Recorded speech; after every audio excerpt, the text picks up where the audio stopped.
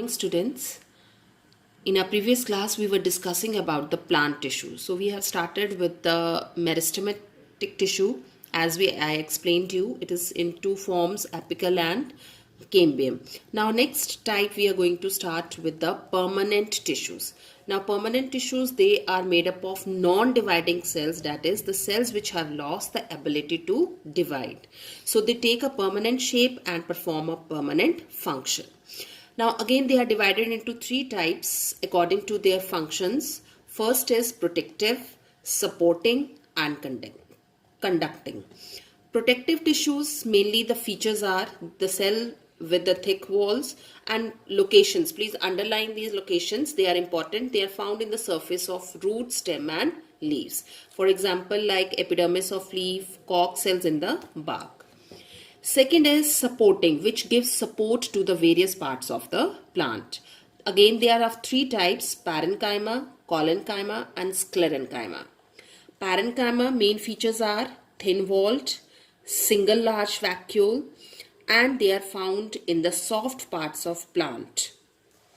Here it is a diagram of parenchyma. As you can see, they are very thin-walled and they have a single large vacuoles.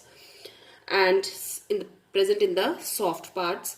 They may store food in certain plant organs like potatoes, and they provide, as they are supportive in nature, so they provide temporary support to the plants. Now sometimes these parenchymatous cells, if they contain chloroplast, then they are termed as chlorenchyma. Underline this, very important. They are termed as chlorenchyma, and they will be they will be supporting the function of photosynthesis. Next type is collenchyma. Collenchyma, they are made up of thick walled. As you can see here in the diagram, the corners are thickened. So they have thickened, the cell wall is thickened at the corners. And this tissue helps to support the parts of the plant, as they are supportive in nature, so it supports the various parts of the plant. Locations, underline, they are found in the leaf stalks and below the epidermis of the stem. So when you learn these tissues, the locations and their functions are very important. Third type is sclerenchyma. Sclerenchyma, mainly they are composed of dead cells. They are long, narrow cells which have become dead, and these cells develop very thick walls due to deposition of lignin. So as you can see in the diagram also here, the cell walls, they have thickened due to the deposition of a substance called as lignin. So this tissue, it is present mainly in the stems and veins of leaf, and mainly they are concerned with the function of supporting the various parts. The above three categories, that is parenchyma, collenchyma and sclerenchyma, they are grouped into the simple tissues. Next type of permanent tissue is conducting tissue.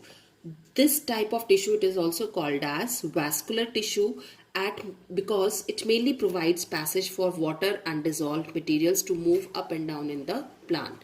And mainly it is concerned two types, that is xylem and phloem.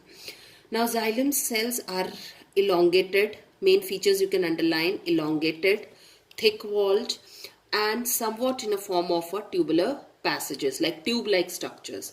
So functions they are concerned, like xylem, it mainly provides for the upward movement of water and dissolved materials. Now older xylem tissues form the wood and does not participate in the transport. As the cells they get older, they do not participate in the transport. So this, you can see when we cut the bark of the tree, you can see the rings. The rings are mainly formed from the xylem tissue, which tells us the age of the tree. Next, the types of xylem tissue. Xylem tissue is mainly divided into the four types. One is trachea elements, xylem parenchyma, tracheids vessels and xylem fibers. Tracheids, they are made up of elongated dead cells. They have large cavities and cells are placed end to end joining forming a long tube-like structure. They have lignified walls. Lignified walls means the cells, they have the deposition of lignin in their walls. The function, they are concerned with mechanical support. Second is xylem vessels or tracheae vessels. They are again long tube-like structures, help for transporting water and dissolved minerals, and they are joined end to end. Walls are quite hard, thick and lignified. Lignified again with the deposition of lignin. Next is xylem parenchyma. These consist of living parenchyma cells. Underline this point. They consist of living parenchyma cells which are associated with xylems. So they mainly serve for the storage of food. Function is they serve for the storage of the food. They also help in conduction of water and minerals. So these are the main xylem elements. You can see here in the diagram also the different shapes are shown for tracheids, the various tube-like structures helping perforated plates. Next type of conducting tissue is phloem, and phloem is mainly concerned with the downward movement of food manufactured in the leaves. So whatever food is manufactured in the leaves, phloem cell will transport it to various parts of the plant. They also provide upward movement of the prepared food towards the growing new leaves. So they show downward movement also, that is towards the down parts of the plant, and upward movement also towards the new formed leaves. The phloem cell again consists of sieve tubes, companion cells, phloem parenchyma and phloem fibers. Again it has 4 parts. First is sieve tubes, made of elongated cells, perforated walls, having perforated walls, and which are called as sieve plates. So here we can see this is a tube, a phloem cell, and it has the perforated walls, that is called as, like here we can see these perforated walls which are called as sieve plates or sieve tubes.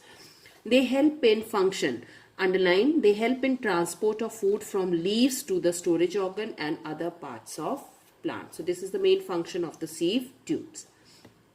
Next is companion cells. Here in the diagram you can see along with the sieve tube you can see a group of cells joined. This is called as companion cells, as they are giving company to the sieve tubes. That is why the name is given as companion cells. So they are living parenchymatous cells and associated with sieve tubes and help the sieve tube in their function. So they are giving company to the sieve tubes. Next is phloem parenchyma. They are parenchymatous tissue mainly concerned with storage of starch, fat and other organic food material. Next is phloem fibers. They are sclerenchymatous tissue. Underline, till now we have studied sieve tubes, companion cells, phloem parenchyma. They are made up of living parenchymatous cells, but phloem fibers, they are made up of sclerenchymatous dead cells, and they mainly provide support to the plant parts. Now the xylem and phloem collectively they are called as vascular bundle. So underline this point, they are collectively called as vascular bundle, and mainly location where you find them in the veins of leaves, and they are in the continuity with the conducting tissues of the stem and root. So this is all about the plant tissue we have studied. So first we studied meristem tissue, that is divided into 2 parts, apical and cambium. Then permanent tissues, second type is permanent tissue which is non-dividing. It is further divided into 3 types: protective, supporting, conducting. In protective, mainly which gives the protection, supporting we have parenchyma, collenchyma, sclerenchyma, and in conducting tissue we have xylem and phloem cells. So mainly you have to study their functions and their locations where the cells are located. Now your homework for tomorrow is to solve this progress check. Solve the answers regarding the plant tissue, and whatever doubts you have you can ask me on my WhatsApp number. Thank you.